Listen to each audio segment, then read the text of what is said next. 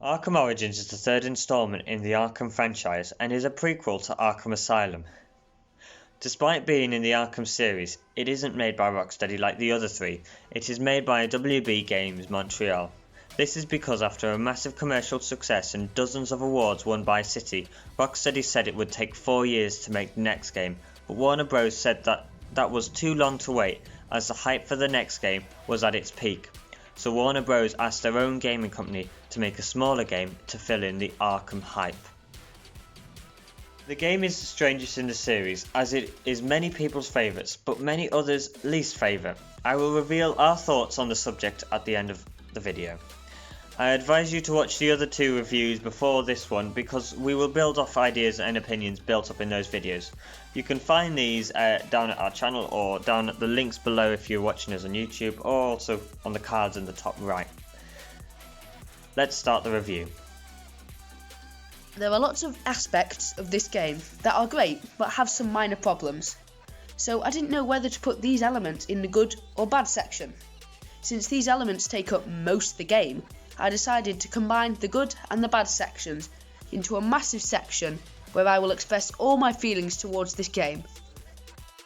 The first element that fits into this category is the infamous twist just before the halfway point of the story. The first half of this game is about Batman trying to survive the night because Black Mask has put a $50 million price on Batman's head, and he must battle against 8 assassins hunting him down over Christmas Eve. However, when Batman finds Black Mask, it is revealed that the whole time he was actually the Joker. Many people found this frustrating because Joker dying at the end of City was such an incredibly bold move, but he still manages to be the main villain in this game. Despite saying that, after Joker is introduced, the game gets even better. It starts to go deep on the relationship between Batman and the Joker, and Joker's fascination with Batman's no-kill rule. So, overall, despite the twist being initially disappointing, it benefits the game greatly and is a shocking twist. Another part of this game with great but annoying elements is the character design. In Arkham Asylum and City, all the recurring characters had the same designs, but this game mixed up the designs with some characters. The first obvious people we must speak about are Batman and the Joker. Their designs and voice actors, Troy Baker and Roger Craig Smith, arguably and personally are not as good as the classic Asylum actors and looks, but they are still amazing and cause many great moments. Another changed design is Killer Croc. In this game, he is more like a human than a beast, and I personally love this look.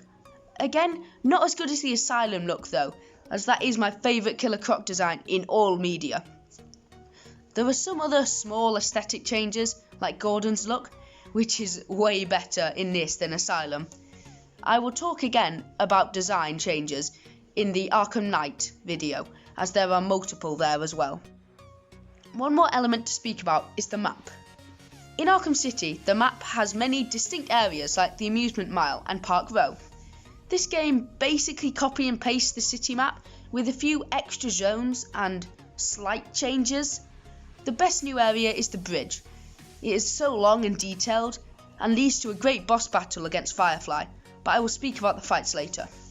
One more thing that adds to the map is the Christmas feel and aesthetic.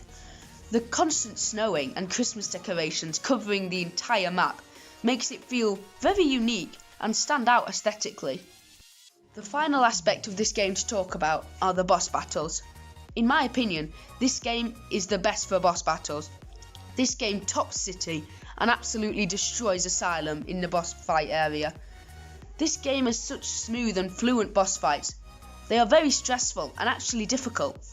I believe this is the easiest game overall, because it is more forgiving with counters, and you are faster in this game than the others. However, the boss fights are really difficult and exciting, including both Bane fights and the awesome and trippy Copperhead encounter.